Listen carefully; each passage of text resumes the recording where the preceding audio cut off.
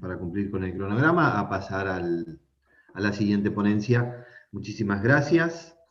A continuación, entonces, vamos a presentar la ponencia del magíster Santiago Llaudat, quien tiene su formación de grado en filosofía en la Universidad de La Plata, años 2004-2010. Es especialista en estudios latinoamericanos por la Universidad Federal de Juiz de Fora, 2013-2015.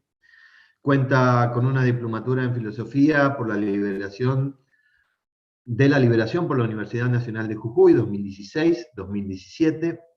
Una maestría en Ciencia, Tecnología y Sociedad de la Universidad Nacional de Quilmes, año 2012-2018. Posee una vasta experiencia en docencia e investigación, ha realizado diversas publicaciones, entre ellas Lecciones de China en Política Científica y Tecnología, entrevista a Tirio Borón, la desinversión en ciencia y tecnología es catastrófica para la democracia, entrevista a Roberto Salvarezza, no volveremos a ser los mismos, asistimos a un cambio de mentalidad en la relación entre ciencia, tecnología y sociedad, el sistema de revisión de los pares, a la hoguera. Saludamos entonces y damos la bienvenida al magíster Santiago Llaudat, cuyo tema de disertación es Ciencia, Tecnología y Educación hacia un pensamiento situado. Hola, buenas tardes. ¿Me escuchan bien? Perfecto. Sí. Bueno, perfecto. Siempre uno tiene que hacer la constatación inicial en esta época virtual. Bien, ante todo, muchas gracias, por supuesto. Es un honor para mí poder participar de estas jornadas y más que un honor, una responsabilidad y un compromiso, porque me parece que hay un esfuerzo muy grande detrás de ellas, un esfuerzo organizativo, y porque creo que es una reflexión bien interesante la que se propone, ¿cierto? Este cruce que hacen entre educación, ciencia y tecnología, un poco el título de la ponencia tiene que ver con eso, me invitó a pensar cosas que no había pensado y que pienso compartirles hoy. Bueno, hechos los agradecimientos, les comento cuál va a ser la estructura de mi presentación y luego me interesaría contar con un tiempo considerable para poder intercambiar algunas miradas, incluso discutir algunos puntos, ¿bien? En primer lugar, voy a presentar algunas ideas en dos tramos, ¿bien? Un primer tramo que podemos llamar el pesimismo de la inteligencia y un segundo tramo que podemos llamar el optimismo de la voluntad. Cuando hablamos del pesimismo de la inteligencia, estamos hablando del diagnóstico frío de la realidad, el análisis crudo que nos permite identificar tendencias, inercias, indicadores, tener un cuadro lo más analítico, lo más descriptivo posible del punto de partida en el que estamos. Si le erramos en la comprensión, en el conocimiento, en el diagnóstico, luego le erramos en la propuesta, en la acción. Entonces, este momento es fundamental. No va a ser el momento más extenso, porque ustedes conocen mejor que yo la realidad que están atravesando como región, como provincia. Sin embargo, me va a interesar traer al presente, traer a esta ponencia algunos datos que hablan de un poco de la realidad regional del norte, particularmente del noreste argentino. Entonces, el pesimismo de la inteligencia como punto de partida para la acción, que es el segundo momento, que es el optimismo de la voluntad. ¿Bien?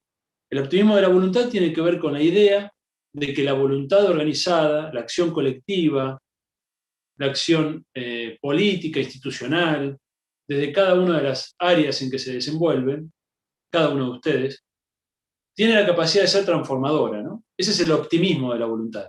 ¿Por qué? Porque cuando uno piensa la realidad fríamente desde la inteligencia, cuando uno ve ciertos indicadores, ciertos datos de la realidad, bueno, uno tiende a caer en el pesimismo, ¿no? Por eso el pesimismo de la inteligencia. Y el optimismo de la voluntad, por el contrario, tiene que ver con ese optimismo que conlleva la idea de que uno puede transformar esa realidad. Muy bien. Entonces, estos dos momentos. Comencemos por el primero. El pesimismo de la inteligencia. Aquí me gustaría aportar algunos datos que ustedes conocen mejor que yo y que hacen a la realidad regional y a la realidad provincial del Chaco y del norte argentino en general. Bien. Lo primero que uno encuentra cuando revisa indicadores, y lo estuve haciendo para esta ponencia, lo que uno encuentra es que sobre un cuadro para la Argentina de profundo atraso en una serie de indicadores, ¿no? Alta pobreza, desigualdad económica, primarización económica, es decir, poca complejidad productiva, poco eslabonamiento productivo, poca manufactura y mucha exportación primaria. Cuando uno ve ese cuadro general de la Argentina, cuando va a observar específicamente el caso del noreste argentino, uno va a encontrar que esos indicadores se encuentran acentuados. ¿Bien? Les voy a dar algunos datos simplemente. El noreste argentino, el NEA, tiene el menor nivel de... el PBI per cápita más bajo de todo el país, por ejemplo. El aporte del NEA como región al país es el más bajo de las 5 regiones, ¿no? Comparando con NOA, Cuyo, Patagonia y región centro.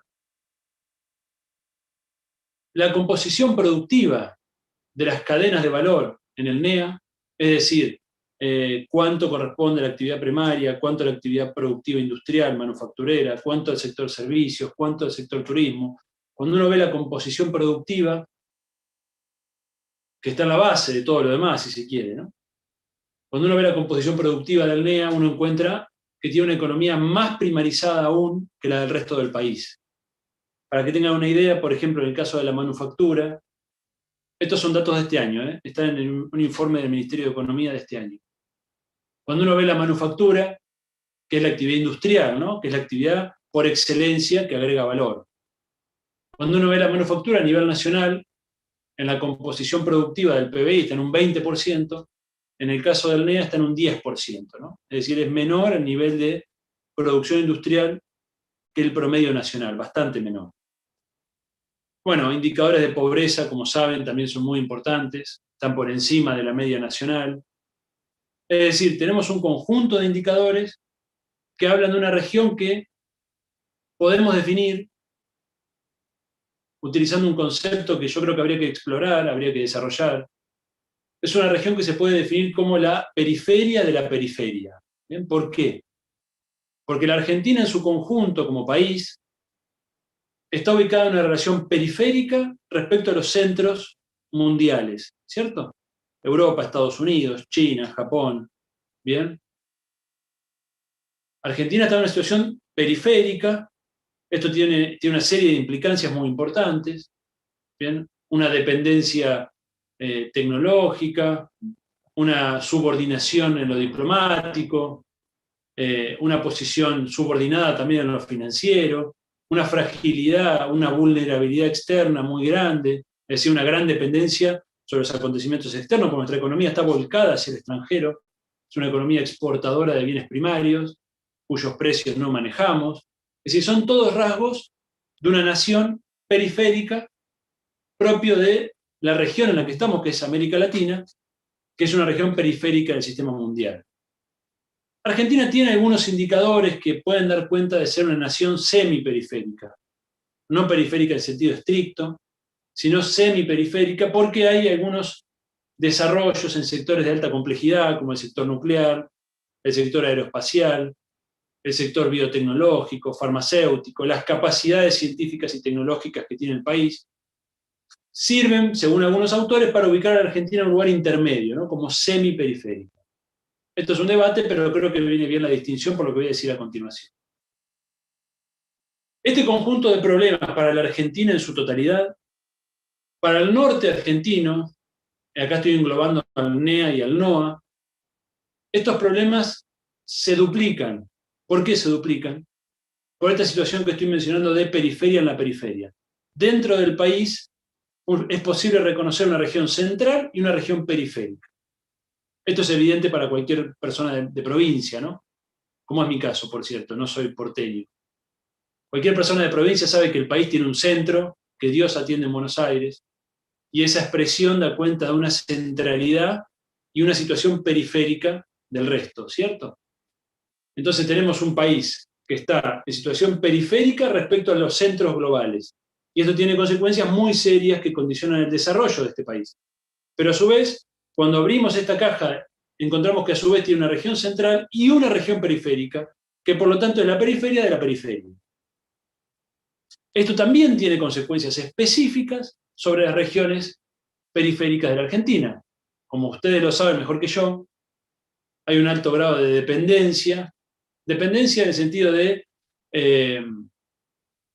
que las cosas se resuelven afuera, digámoslo así, ¿no? Hay una pérdida de autonomía en ese sentido, de soberanía provincial o regional, dado que el bacalao se corta en Buenos Aires, ¿no? El grueso de la atención política, de la atención estatal, está volcada en las regiones centrales.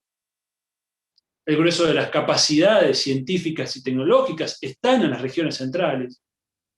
Estos sectores que yo he identificado como de alta complejidad, que pueden ubicar a Argentina en un lugar intermedio, están en las regiones centrales.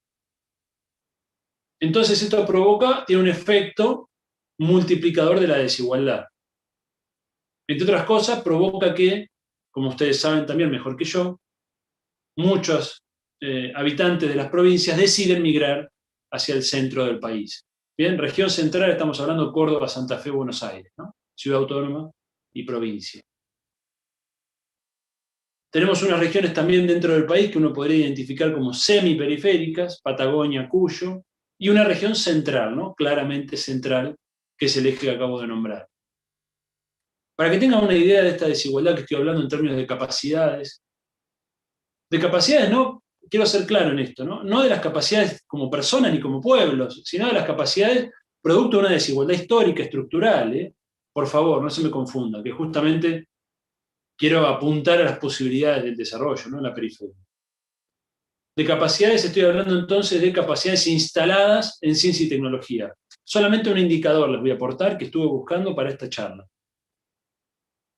El CONICET, que es el organismo más importante a nivel nacional de ciencia y tecnología, tiene, según datos del 2020, del año pasado, 11.000 investigadores en todo el país. ¿Bien? Esto sin contar becarios, personal de apoyo. Estamos hablando de investigadores en carrera de investigador, 11.000. De esos 11.000, el NEA, el Centro Científico Tecnológico del NEA, tiene el 2%. Bien. Cuando el NEA en su conjunto tiene cerca del 10% de la población nacional. ¿Se dan cuenta de lo que estoy diciendo? ¿Se dan cuenta cómo están mal distribuidos los recursos? No tengo los números en mi cabeza, pero es probable que el NEA tenga menos investigadores de CONICET que la ciudad en la que yo estoy viviendo en este momento, que es la ciudad de La Plata. No lo sé, no tengo el número en la cabeza, pero es muy probable que solamente la ciudad de La Plata tenga más investigadores de CONICET que todo el NEA en su conjunto. Esto habla de una distribución desigual de los recursos nacionales. Entonces, como les decía anteriormente, acá hay problemas de tipo estructural, por supuesto. No es problema de los chaqueños, formoseños, correntinos, misioneros. No es problema de los habitantes del NOA, sino que hay una historia detrás en nuestro país que tiene que ver con una historia unitaria, que tiene que ver con una historia de desequilibrios, asimetrías regionales, que se han acentuado en el tiempo y no han logrado ser revertidas. Y el dato duro, si ustedes quieren, de la realidad, por eso digo que esto es pesimista, ¿no? Esta etapa, ¿no? Este es el momento del pesimismo. El dato duro es que si uno no actúa con firmeza sobre algunas tendencias de la realidad que profundizan estas desigualdades, inercialmente lo que ocurre es que tienden a ampliarse, es decir, las brechas entre centro y periferia dentro del país, al igual que la brecha entre centro y periferia a nivel mundial, entre Argentina y los países del primer mundo, si no hay una acción política, cuando estoy hablando de política estoy hablando del conjunto de los actores, no de los políticos como dirigentes, ¿no? El conjunto de los actores que hacen a la polis, a la comunidad, ¿no? Si no hay una acción política, colectiva, decidida a revertir estas asimetrías, la inercia en el tiempo es a que se amplíe la brecha. Bien, esto tiene diferentes nombres, se ha estudiado de diferentes maneras, pero me parece que es el dato más significativo. Bien. Hasta aquí estamos con el pesimismo de la inteligencia, un pequeño cuadro de la situación en la que estamos.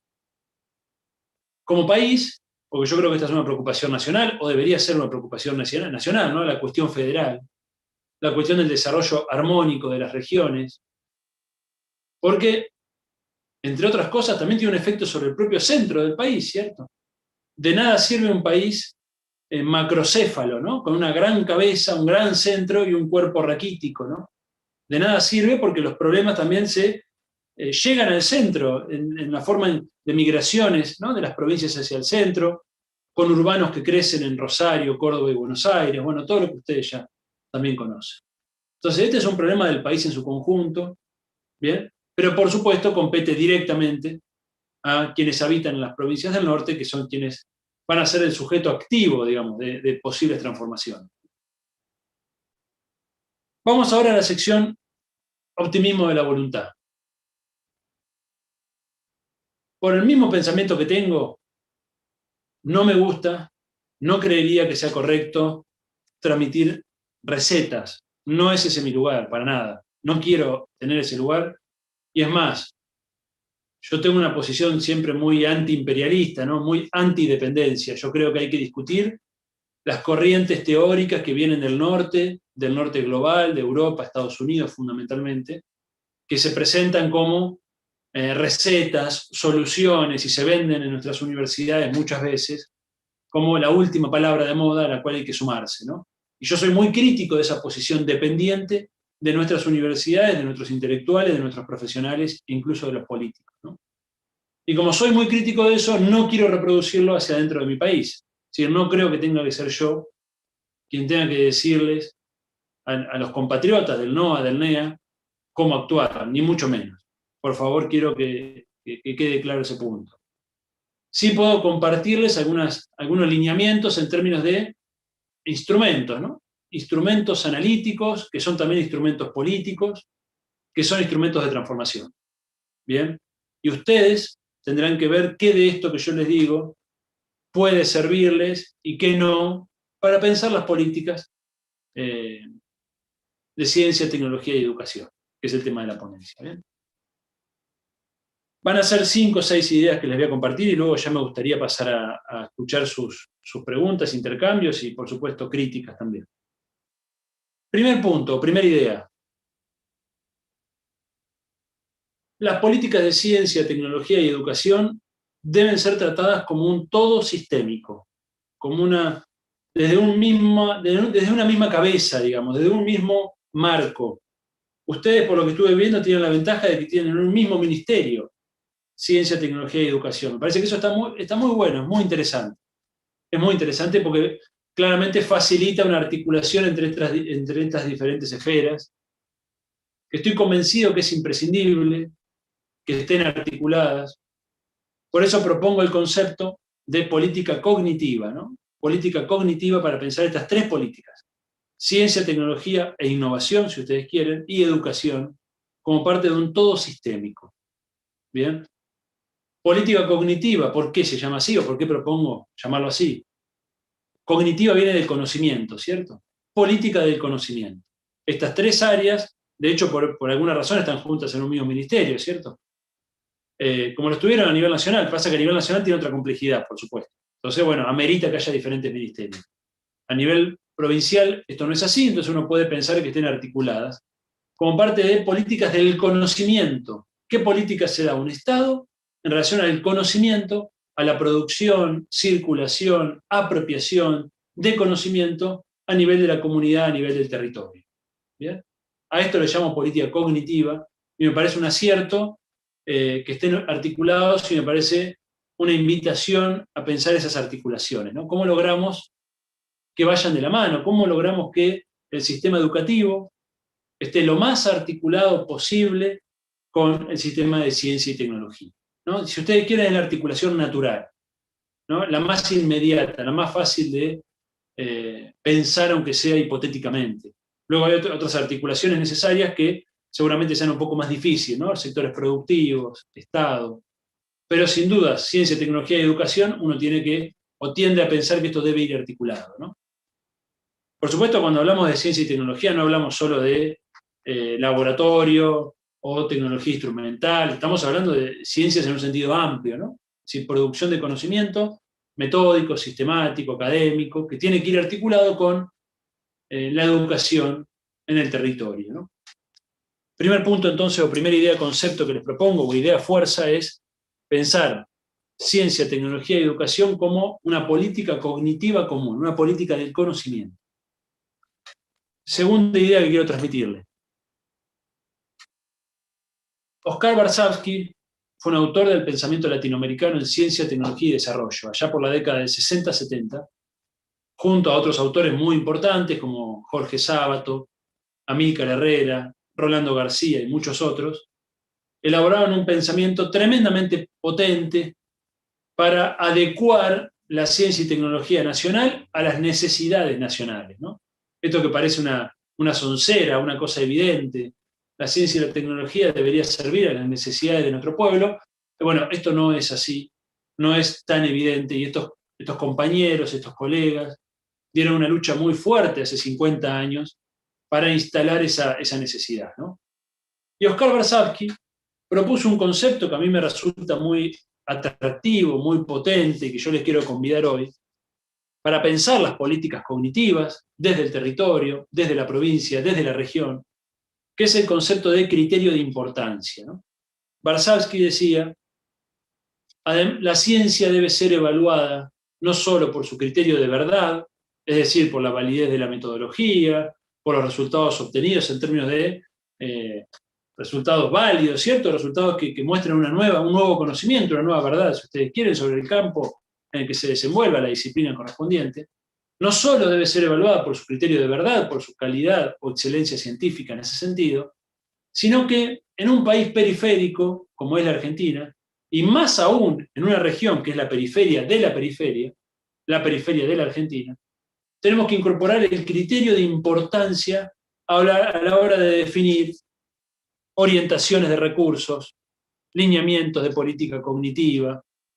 ¿Me explico?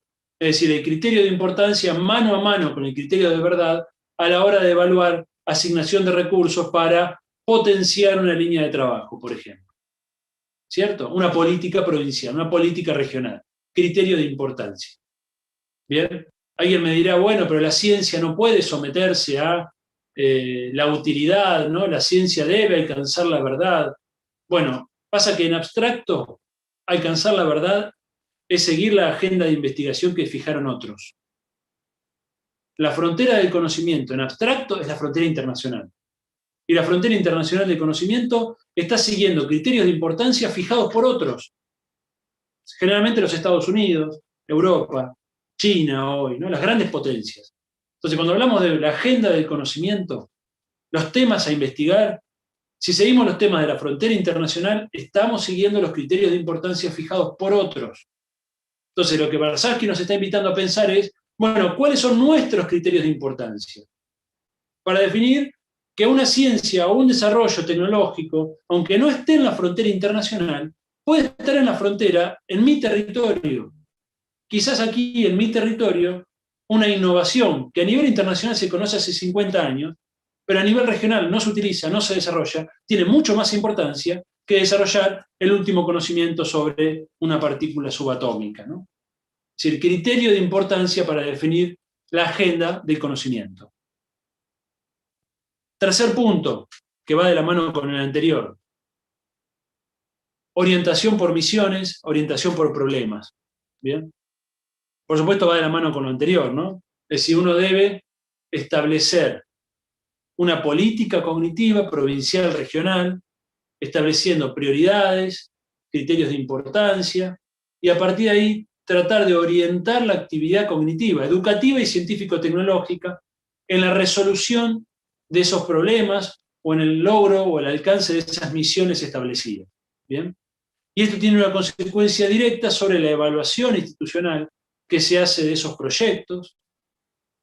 ¿Bien? No es lo mismo la evaluación estándar, a la cual estamos acostumbrados en el ámbito científico en particular, que es la evaluación de los pares de cualquier parte del mundo que evalúan mi trabajo, sino que acá esto nos obliga a pensar nuevas formas de evaluación situadas en la realidad periférica en la que nos encontramos, y en función del objetivo establecido por la política cognitiva. Bien. Entonces, orientación por dos elementos que van de la mano del criterio de importancia. Y, por supuesto, los cambios en la política evaluativa que van de la mano con esta orientación, ¿no? Es decir, la evaluación institucional en ciencia y tecnología, pero también en educación, debe ir de la mano con la concreción de estos objetivos que nos propusimos como provincia, como pueblos, como comunidades, como territorios, como región. Tercer punto. Cuarto punto, ya me perdí.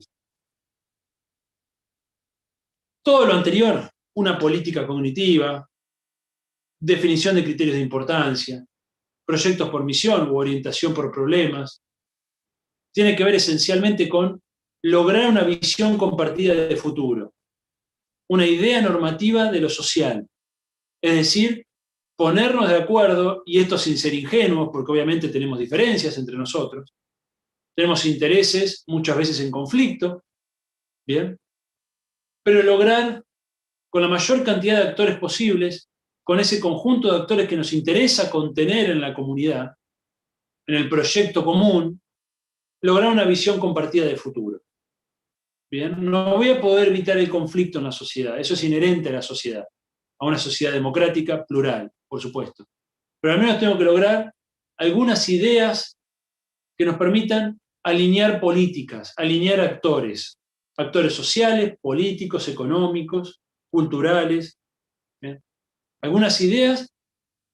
Hay una metáfora que a mí me gusta mucho, que es la metáfora o esa imagen de los dos burritos, ¿vieron? Esos burros que están atados con una soga y cada uno trata de llegar a una mata de pasto que está en un extremo, pero como están atados, no llegan, ¿no?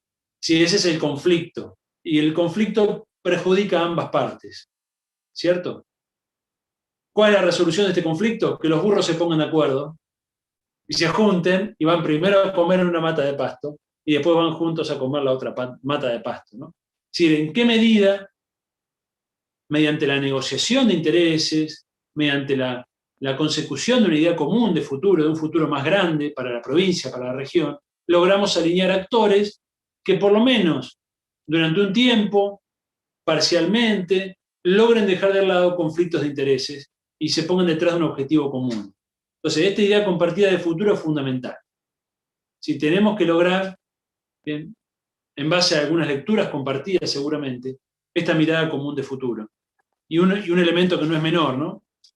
Que tiene que ver con el pesimismo de la inteligencia, con el punto anterior, que es una mínima idea de perspectiva futura. Es decir, si no hacemos nada, si seguimos en la inercia, estoy hablando de décadas, no de un gobierno u otro, no me interesa ese tema en este momento, estoy hablando en perspectiva estratégica, no estoy hablando en décadas, no en años o meses, ¿no? En décadas, no en una elección de corto plazo, estoy pensando en décadas políticas de desarrollo, ¿no?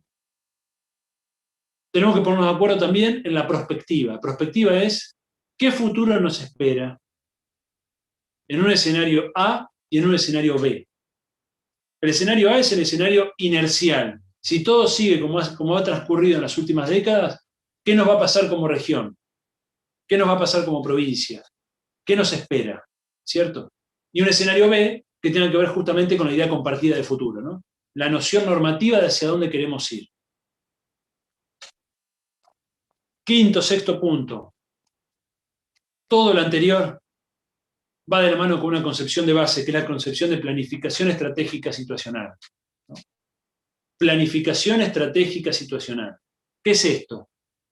Que nos enseñó un autor muy importante, también latinoamericano, que fue Carlos Matus, un autor chileno muy importante, que fue quien desarrolló la teoría de la planificación estratégica situacional. Tiene que ver con la necesidad de ordenar los esfuerzos colectivos, de tener una meta, de secuenciar los pasos. No es el plan, lo que se conoce como el plan libro, o el plan escritorio, o el plan gabinete. Eso no sirve para nada.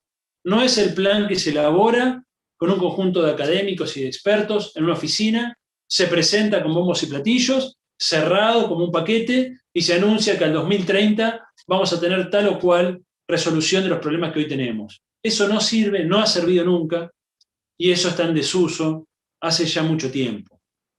La planificación estratégica situacional tiene que ver, por el contrario, con un plan abierto, en acción, un plan que está siendo escrito permanentemente, que tiene metas de corto, mediano y largo plazo que se van reformulando permanentemente. No fija un objetivo a 10 años y nos vemos en 10 años a ver qué ocurrió, sino que está permanentemente llevando adelante políticas con una idea de futuro, secuenciando acciones y corrigiendo el mismo plan en la medida que la realidad se va modificando. ¿Bien? Por eso, situacional. Es una planificación situada en contexto y estratégica, porque da cuenta de la acción de múltiples actores. No soy yo en mi gabinete pensando en la realidad, que si se ajusta a mi cabeza mejor y si no se ajusta mal para la realidad. No, eso no sirve. Es planificación estratégica buscando comprender las dinámicas, los conflictos, las alianzas de los actores en los territorios y cómo el mismo plan, bien, encabezado por el Estado necesariamente, pero que no se reduce solo al Estado, sino que necesita de todos los actores sociales. Bien. Es decir, planificación estratégica que va a ir sirviendo para lograr todo lo que decía anteriormente. ¿De dónde va a salir un criterio de importancia? ¿De dónde va a salir una política cognitiva en función de esos criterios de importancia? ¿De dónde va a salir una visión compartida de futuro? Si no es de un espacio, de una mesa, de mesas, de múltiples mesas por sectores, donde vayamos alcanzando algunas políticas que logremos que se consoliden como políticas de Estado. ¿Bien? Sexto punto, un elemento central, ¿no? Fíjense que muchas de estas cosas que yo les digo son deudas que tenemos los argentinos en su conjunto, ¿no? Es decir, estas cosas que yo les estoy compartiendo están ausentes en buena medida también en la región central, ¿eh? Ojo, ¿bien? Ojo. No digo que sean temas que estén resueltos, ni mucho menos. Pero son políticas que tienen mucha más urgencia para ser desarrolladas en las regiones periféricas del país. Sexto punto, la importancia estratégica de la articulación y las sinergias entre sectores. ¿Qué quiere decir esto? Un rasgo de un país periférico, y esto debe estar potenciado en las regiones periféricas, no lo sé, no tengo ese estudio, sí lo tengo para la Argentina como país, como región periférica. Un rasgo es la desarticulación. La desarticulación. ¿Bien? Tenemos capacidades estatales deficitarias en el sentido de débiles, producto de múltiples aspectos que tienen que ver con nuestra historia y que tienen que ver con nuestra posición dependiente a nivel global, ¿no? Económica, política y culturalmente. Esa dependencia afecta todo el desarrollo nacional. Entonces, esta desarticulación es muy seria, es muy preocupante. Un caso por excelencia tiene que ver con la desarticulación entre universidades y territorios, producción de conocimiento y necesidad social, ciencia y tecnología y aparato productivo. Son las típicas desarticulaciones que normalmente se trabajan y que hacen que no tengamos un sistema nacional de innovación, sino un complejo científico-tecnológico mayormente desarticulado de la demanda social y de las necesidades productivas, ¿no? Entonces, ahí tenemos un objetivo, fíjense que va de la mano con todo lo anterior, ¿no? Articulación. Y la articulación lleva tiempo, lleva esfuerzo, pero es imprescindible. Sin articulación, corremos el riesgo de la duplicación de esfuerzos. Y si algo no tenemos en un estado deficitario, es posibilidad de derrochar recursos, duplicando esfuerzos, malgastando recursos públicos, ¿cierto? Entonces ahí aparece una imperiosidad.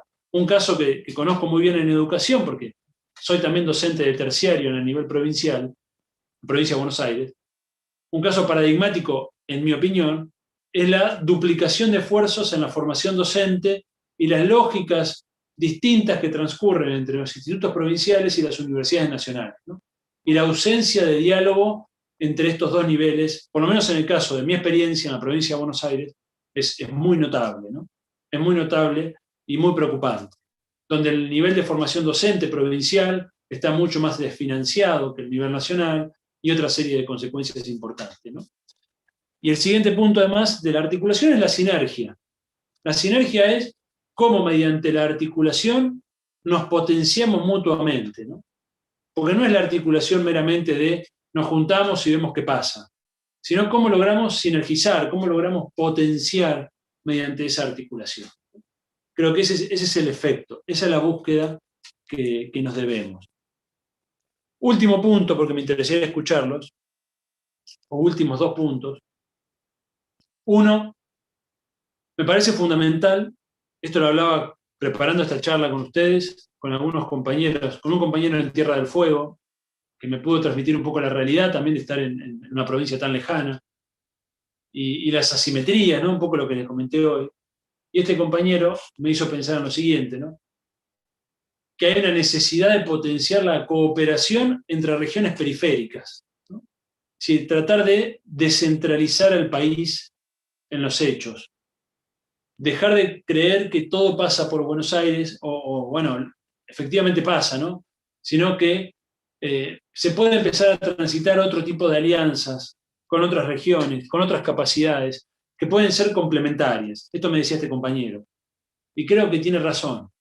Él me decía, muchas veces llegan recursos a mi provincia, decía de la Tierra del Fuego, y no están las capacidades técnicas en la provincia para que ese recurso llegue a buen puerto, ¿no? Tenga un buen desarrollo, esa política. Pero de repente dice otra provincia cercana o no tan cercana, pero tiene esas capacidades, y no tenemos la capacidad de articularnos entre provincias, ¿bien? Lograr esos consorcios regionales, lograr ese tipo de articulaciones, fíjense, de la mano con lo anterior. No la articulación ya interinstitucional, sino interprovincial, para complementarnos, para complementar capacidades. Me pareció muy interesante, e incluso creo que tiene un valor muy importante a la hora de pelear recursos y políticas, ¿no? Es decir, las provincias, en el caso que dije hace un rato, por ejemplo, el número de investigadores del CONICET en el NEA, es evidente que el NEA debe tener mayor cantidad de números de investigadores. Entonces ahí se precisan políticas orientadas, focalizadas a nivel nacional para distribuir de otra manera los recursos. Ojo que se están haciendo, y las conozco, se están haciendo, ¿bien? Pero en el mismo sentido necesitamos más políticas, más fomento a las regiones, a las economías regionales, a las capacidades científicas, tecnológicas, universitarias regionales. Por ejemplo, ¿por qué no pensar sistemas de rotación federal, ¿no? ¿Por qué no pensar sistemas de rotación federal?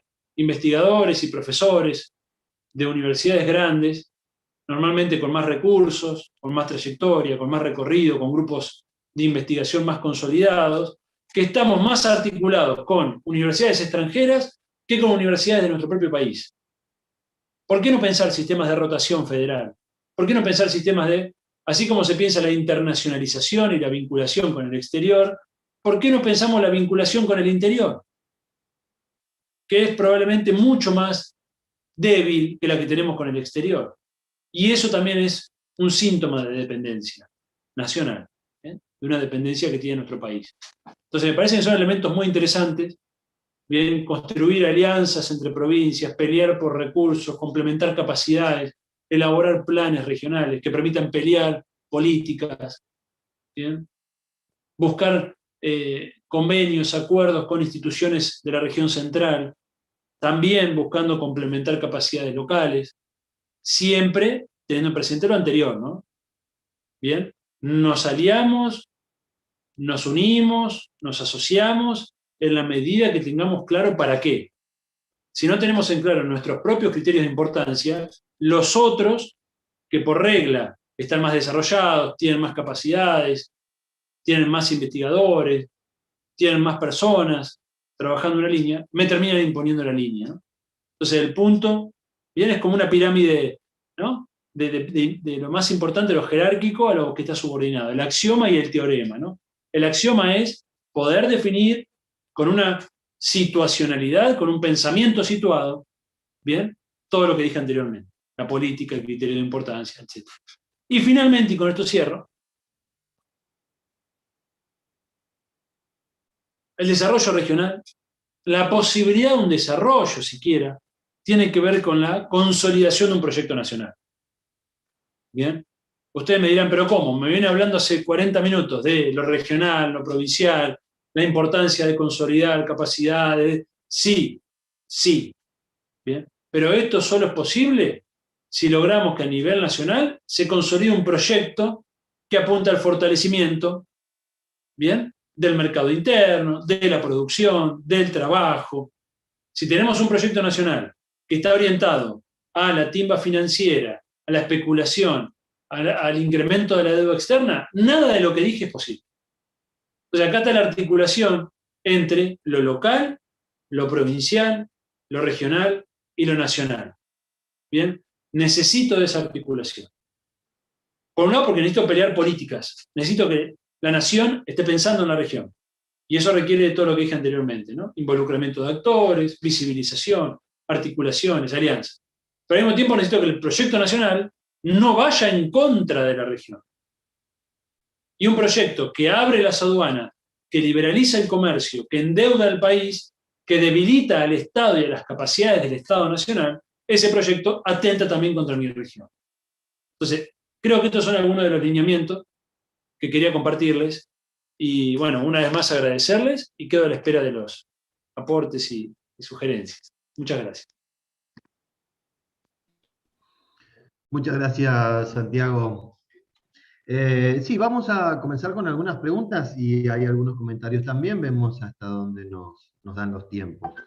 Una pregunta dice, ¿cuáles podrían ser algunas cuestiones fundamentales para fortalecer las políticas de conocimiento en la periferia? ¿Te parece que juntemos algunas? Como quieras, Parece... ¿eso lo proponés vos? ¿Querés que te las lea todas? Sí, prefiero, sí. Bueno, perfecto. Hay otra que dice, respecto de la planificación estratégica situacional, ¿cuáles considerás que son metas imprescindibles de todo plan de gobierno y sobre todo de gobierno en ciencia y tecnología? Tengo otra que dice, ¿qué programas de formación pueden acompañar estas políticas cognitivas que vos proponés? Por último, también como pregunta, ¿cuáles son los puntos que considerás que deben acordarse como mínimos para acordar proyectos políticos con todas las características que fuiste describiendo? Y si querés te dejo el comentario también. Hay un comentario más que una pregunta que dice, es un gran riesgo el criterio de importancia para instalarlo como soporte de la producción, pero dadas las condiciones de supervivencia en las que nos encontramos, quizás deba considerarse. Vamos hasta ahí, si te parece, Santiago, y a medida que van apareciendo y si queda tiempo, vamos a otras.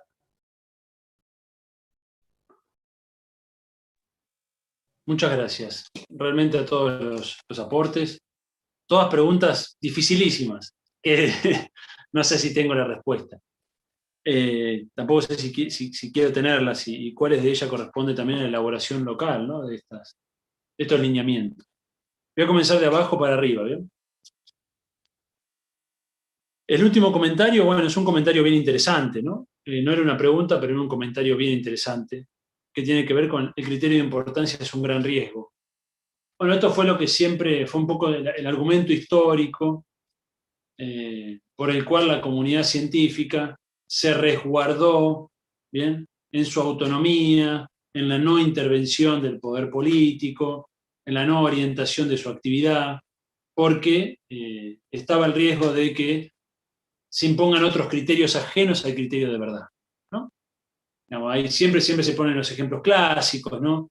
De la Unión Soviética y el caso Lysenko, o el de la ciencia aria en la Alemania nazi, o incluso en la propia Argentina, ¿no?, de la dictadura militar prohibiendo la teoría de conjuntos. No, son casos donde hay una intervención política, digamos, sobre la actividad científica, y esto suele ser puesto como el ejemplo del problema, ¿no? Me parece que ahí, en ese tipo de planteos, por supuesto que eso es un problema, nadie lo puede discutir, ¿no? Nadie está hablando de eso, pero así como ese es digamos, el vicio de una virtud, ¿no? Aristóteles decía, ¿no? El vicio y la virtud, ¿no? Es decir, cómo encontramos el punto del equilibrio que nos permite caminar por el camino de la virtud, ¿no? Y evitar los extremos que nos conducen a los vicios. Eso está en la ética de Aristóteles. Y me parece que eso es uno de los vicios, pero no podemos descuidar un camino, ¿bien?, por los vicios. Porque también tiene vicios el modelo actual. Ese es el tema. No es que estamos defendiendo un modelo que funciona bárbaro. Y además, y es el punto siguiente, lo que decía Barsavsky, la ciencia está actuando con criterios de importancia. Ojo, está actuando con criterios de importancia. Cuando vienen los organismos internacionales y nos dicen, yo financio esto, esto, esto y esto, porque son las líneas que en el mundo se viene, la innovación va por ahí. Entonces, te están marcando agenda. Te están marcando agenda. Y esa agenda coincide, no por casualidad, con la agenda definida normalmente por los Estados Unidos, ¿no?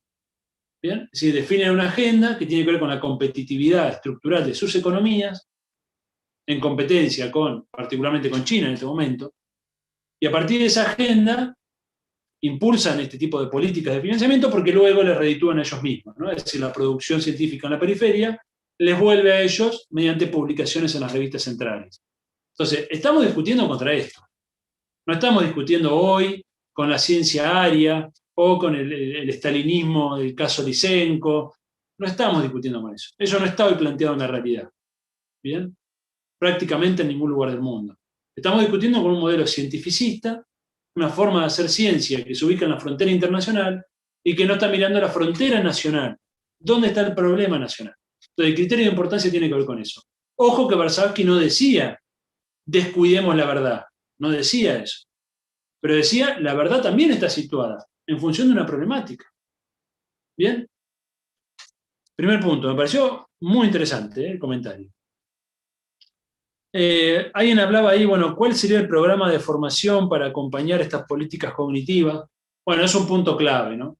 La formación de recursos humanos es un punto clave y lo que si quieren podemos llamar como la batalla cultural o el cambio cultural, ¿no? Formación de recursos humanos, por supuesto, tiene un mayor grado de especialización. Estamos hablando de momentos de formación más o menos masivos para el personal estatal, incluso en articulación con los sectores del ámbito privado, del ámbito social, es decir, formación. Y luego está el cambio cultural que implica ya medios de comunicación, otro tipo de herramientas, ¿no? Por supuesto que si algo de esto no ocurre, todo lo dicho anteriormente queda enclenque. Es decir, necesitamos. Alguno me dirá, es el perro que se muerde la cola, ¿no? ¿Qué está primero? ¿El huevo o la serpiente? ¿El huevo o la gallina, perdón? Bueno, también podría ser la serpiente, ¿no? ¿El huevo o la gallina? ¿Qué está primero? Bueno, el punto es que lo que está primero es la voluntad política. Eso es lo que está primero. La decisión de actuar. Eso es lo que está primero. Luego lo demás se va concatenando, se va encadenando. Una acción te va llevando a la otra. Si vos querés impulsar alguna de las políticas que charlamos anteriormente, vas a necesitar llevarlo de la mano con programas de formación, ¿bien? Vas a necesitar ganarte la adhesión social si querés impulsar un plan estratégico. Entonces, las cosas se van encadenando. Pero ¿cómo salgo del dilema del huevo o la gallina? La decisión política. Es la decisión, insisto, no es un dirigente, ¿no? Sí es un gobierno, sí es una decisión, es decir, alguien tiene que cortar la duda, alguien tiene que empezar el camino, ¿no? Así que programa de formación, más o menos algunas de estas cosas. Puntos mínimos a acordar, decía otra persona por ahí. Mirá, yo creo que puntos mínimos, no me voy a meter en temas internos, me parece que no corresponde en mi posición de centro en la que estoy, ¿no? Pero puntos mínimos yo diría que es un poco la metodología que les comenté anteriormente. Luego está el contenido de esa metodología, ¿cierto? Es decir, la metodología como método, ¿no? Como método de trabajo institucional, estratégico, político, intelectual, es un método. Lo que yo les comenté hoy es todo un método. ¿Bien? El contenido yo no se los puedo dar. ¿Bien? Es decir, sería una mirada muy externa a la mía, ¿no? Esos puntos mínimos, yo lo dije, no quiere decir que uno va a lograr el consenso total, no existe eso. Pero aunque sea, puedo lograr el reconocimiento de una metodología, puedo lograr el reconocimiento a una intención, a una vocación política, quizá un horizonte de futuro, en el sentido de que si la torta se agranda, ganamos todos. Bien, con una torta chiquita y que además cada vez está más chiquita, perdemos todos, ¿no? Es decir, eventualmente algunas de estas cosas pueden ocurrir, pero no quiero meterme en ese plano porque me parece un poco abusivo de mi parte, ¿no? Alguien decía ahí planificación estratégica situacional, cuáles son las metas imprescindibles de gobierno y de ciencia y tecnología. Bueno, creo que un poco lo dije, está contenido en la respuesta anterior, ¿no? Si yo no puedo ponerme a plantear esas metas, puedo en todo caso convidarles un pensamiento, un lineamiento, una orientación, un método, pero creo que el contenido corresponde, justamente porque es situacional, a quienes están en situación, ¿no? No es mi tarea esa. Y alguien decía también en el primer comentario, cómo fortalecer las políticas de conocimiento en la periferia. Bueno, ahí comenté varias cosas, ¿no? Ahí comenté varias cosas. Lo primero, creo yo, y no estoy haciendo ningún juicio sobre el Chaco porque no lo conozco. Conozco la provincia, no conozco específicamente cómo funciona el sistema educativo ni de ciencia y tecnología, no lo conozco. Así que no estoy haciendo un juzgamiento ni de la provincia ni de la región. Pero a priori diría que ese fortalecimiento va a tener que ver con los puntos que decía anteriormente. Tiene que ver con esos puntos, ¿no? Es decir, articulaciones, buscar colaboraciones inteligentemente, romper las inercias, que es lo más difícil del mundo, ¿no? Ustedes saben que el ser humano tiende a ser muy conservador, ¿no? En cuanto a los hábitos, las culturas, que, bueno, nos instalamos en una posición, el famoso lugar de comodidad, como dice ahora que se puso de moda, ¿no? La zona de confort, la zona de comodidad, ¿no? Nos cuesta mucho salirnos de ahí. Y es un rasgo, creo yo, psicológico, humano, ¿no? No es algo malo per se. Tiene que ver con la misma reproducción de la especie, tiene que ver con nuestra misma reproducción social, ¿bien? Pero esa inercia tiene que ser discutida cuando uno ve la perspectiva, ve la evolución, ¿bien? En las décadas, y ve la perspectiva y el escenario no es positivo, y el escenario no es alentador. Bueno, ahí la inercia tiene que ser discutida, ¿no? ¿Bien? Es decir, es grave el panorama para la Argentina, ¿no? Y si es grave el panorama para la Argentina, en términos de la macroeconomía, de la profundización de la dependencia, de la brecha tecnológica, es grave el panorama para la Argentina. Para la periferia de la Argentina, el panorama se presenta doblemente preocupante. ¿Bien? Y esto no quiero sonar catastrofista, porque justamente soy un militante de la acción transformadora, pero quiero que seamos honestos con este tipo de tendencias, ¿no? Si no, me gustaría escuchar a alguien que diga, che, mirá, la verdad que estoy haciendo una lectura los próximos 30 años y la Argentina la va a ir bárbaro. Bueno, me gustaría ver sobre qué fundamentos dice eso, ¿no? Entonces, si este es el panorama nacional, preocupante en lo nacional, donde Argentina en los últimos 50 años ha retrocedido producto de políticas de gobierno, pero también de cuestiones estructurales de la dinámica capitalista mundial, ¿no? Donde el capitalismo se desplazó hacia el Asia, América Latina dejó de ser una zona en proceso de industrialización, se desindustrializó, quedamos fuera de la revolución tecnológica, digital, no somos productores de eso, somos importadores de eso, ¿bien? Y en esa posición quedamos una debilidad fenomenal. Ahora está ocurriendo una nueva transformación tecnológica, en este mismo momento, en el mundo. Las telecomunicaciones de quinta generación, inteligencia artificial, bien, mecánica, robótica, computación cuántica, tecnologías verdes. Sí, está ocurriendo un nuevo cambio de paradigma y nuevamente tenemos el riesgo de quedarnos afuera de ese cambio. Y este cambio, ojo que es muy difícil incorporarse, ¿eh? No es que uno toma una decisión y se incorpora, pero sin dudas necesitamos un diagnóstico certero. Y no es que el Chaco o el NEA tienen que incorporarse en ese vagón, porque ese vagón les queda muy lejos. Pero sin duda tenemos que ver cómo hacemos. ¿Cómo hacemos? Y esa es la mesa de negociación que decía hace un rato, ¿no? Esa es la mesa de decir, bueno, ¿qué hacemos? Porque si no, lo más común, ¿qué es lo que se nos ocurre habitualmente? Bueno, reclamamos al Estado, reclamamos al gobierno. Pero el Estado y el gobierno también es reflejo de la propia sociedad, ¿cierto? Y si como sociedad no logramos algunos puntos de acuerdo, bueno, ese Estado va a estar mayormente debilitado, ¿no? Bueno. Bien, queda otro bloquecito de 3 preguntas. Si preferís ajustarte al tiempo y te las hago, o preferís, si no te podés extender, que la dejemos pendiente. Hagámosla breve, a ver cómo, de qué van las Dale, preguntas. A bien, ver. bien. ¿No cree que la pandemia dejó reflejada la falta de gestión política, educativa, tecnológica, ya que nos hizo ver que nos encontramos con alumnos que ni siquiera tienen luz eléctrica? Por otro lado, con respecto a la política cognitiva vinculada a la ciencia, una de las finalidades de la ciencia es la de dar soluciones a los problemas de las personas. De ahí, en cómo se la utilice, puede ser buena o mala. Y por último, ¿qué propone para alinear a intereses tan contrapuestos y corporativos en un gran proyecto de ciencia, tecnología y educación para el desarrollo del país?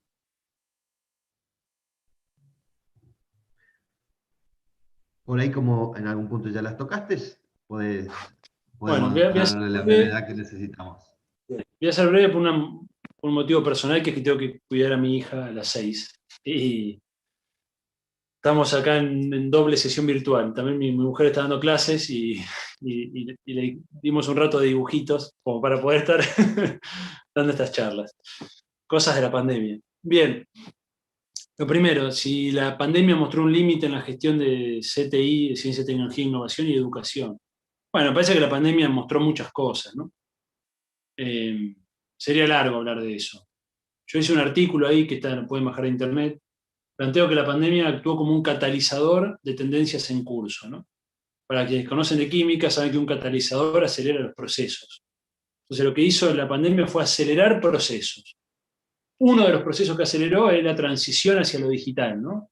El comercio electrónico, la educación a distancia, cosas que existían en germen y hoy están absolutamente masificadas, ¿no? Y tienen consecuencias sumamente importantes, sumamente importantes. Por empezar, el comercio electrónico va en detrimento, digamos, del comercio cara a cara, ¿no? Y esto afecta una actividad fundamental que es la que más empleo genera en el país, que es el comercio. En fin, sería largo de charlar, pero ahí creo que hay un tema clave. Después, en términos de si mostró un límite a la gestión, bueno, ahí habría que identificar de qué estamos hablando. Si estamos hablando del nivel provincial, estamos hablando del nivel nacional. Me parece que hay realidades diferentes, ¿no? No me atrevería a hacer un diagnóstico general. Yo, en términos generales, valga la redundancia, tengo una valoración positiva de lo que se hizo en ciencia y tecnología a nivel nacional en relación a la pandemia. Creo que la gestión de Salvarezza fue muy buena y tengo una mirada positiva sobre la unidad coronavirus y lo que se hizo desde ahí, con resultados muy, muy interesantes. En cuestión educativa realmente no tengo elementos. No es mi área, no tengo elementos, no me atrevería a decir nada al respecto, mucho menos sobre el nivel provincial, ¿no? En relación a política cognitiva, si la ciencia tiene que dar soluciones, el tema es cómo se usa, si es bueno o mala, si es buen uso o mal uso. Eso está muy discutido. Esa concepción de que la ciencia es neutral y lo que importa es cómo se usa, está muy discutido, ¿no? Está muy discutido. No me va a alcanzar un minuto para reponer ese debate, pero tiene por lo menos 50 años esa discusión, a nivel nacional, en el pensamiento latinoamericano que les comenté hoy, y a nivel internacional también. Lo que se llaman las sociologías constructivas o los estudios sociales de la ciencia y la tecnología discuten esa concepción, ¿no? La filosofía de la tecnología, la filosofía de la ciencia, discuten esa concepción, donde aparece como que la ciencia es un instrumento neutral, lo que importa es cómo se usa. Por lo tanto, el problema ético viene después, y no en la producción de conocimiento. Esto está muy discutido porque justamente en la metodología, en el acto mismo de producir conocimiento, ya hay una carga ética y política muy importante. Bien. Por ejemplo, lo que decía anteriormente, si yo produzco un conocimiento absolutamente desvinculado de la posibilidad nacional, no digo regional, de la posibilidad nacional de utilizar ese conocimiento, bueno, tengo una carga ética y política en lo que estoy haciendo, ¿no? Por lo menos no me interesa la vinculación con mi contexto, y eso tiene una valoración, ¿no? Es un debate muy interesante, también tenemos algo escrito sobre eso, un artículo que se llama Ética, Ciencia y Compromiso Político. Ahí abordamos esa temática y les invito a que lo lean. Incluso hubo un debate muy interesante en la época del proyecto Manhattan, desarrollo de la bomba atómica, donde se dio ese debate, ¿no? Si los científicos que desarrollaban la bomba eran responsables o no por el uso de la bomba, ¿no? Bueno, es un debate muy largo y muy, muy interesante y que no quiero agotar en estos minutos, ¿no? Y la última pregunta es probablemente la pregunta del millón. ¿Se puede conciliar intereses antagónicos? Esa es la pregunta del millón, ¿no? Yo tengo una mirada que tiene que ver quizás con la experiencia política y con haber recorrido el país. Me parece que lo que se llama la grieta, ¿no? La famosa grieta que atraviesa la Argentina, que tiene 200 años, no es de ahora, me parece que tiene diferentes reflejos en los diferentes territorios. Eso lo he descubierto con los años, ¿no? Si una cosa es la grieta, tal cual se presenta en Buenos Aires, en los medios de comunicación hegemónicos, etcétera, que reflejan claramente la agenda porteña, claramente, y los conflictos que se expresan en ese nivel. Y otra cosa distinta es cómo se transita esto en las provincias y en las regiones. ¿Bien? Ignoro completamente todo sobre la política de Chaco, así que no voy a hacer ninguna alusión al respecto. No sé cómo se expresan estos intereses antagónicos en Chaco, ¿no? Pero creo que ese es el primer punto, ¿no? No compremos el paquete, que es un paquete válido a nivel nacional, porque la disputa se da en Buenos Aires y ahí se disputa la orientación nacional. No lo traslademos directamente a nuestra región o territorio. Otra cosa son los intereses antagónicos entre actores sociales en territorio. Supongamos el avance de la frontera agrícola, de la soja transgénica, etcétera, versus la agricultura familiar, campesina, indígena, ¿no? Ahí hay un conflicto de intereses sociales, económicos, que evidentemente requieren de algún tipo de intervención del Estado. No digo para su resolución, sino para su mediación y, y búsqueda de soluciones, ¿no? No tengo mayor respuesta que eso. Me parece que son respuestas situadas, me parece que hay que buscar ese camino, porque si no se busca, sencillamente lo que opera es la reproducción. Este es el punto. Si yo, frente a los intereses antagónicos, ¿qué puedo hacer? ¿Me quedo paralizado? ¿Me quedo paralizado? ¿O trato de intervenir, sentar en una mesa, mínimamente establecer reglas del juego, establecer reglas de convivencia, y en el caso que no se pueda, jugar, ¿no? Por supuesto, jugar. Pero si yo no logro ese tipo de conciliación, no me queda más que retirarme, ¿no? Es decir, no tengo margen de acción. Entonces es un poco la idea que yo tengo en ese sentido. Bueno, muchas gracias. Bueno, muchísimas gracias, Santiago, por tu participación, por tu predisposición a la respuesta de las preguntas y te dejamos liberado entonces a tus actividades. Muchas gracias. Gracias a ustedes. Bien. Hasta luego. Bueno, pasamos entonces a la última ponencia.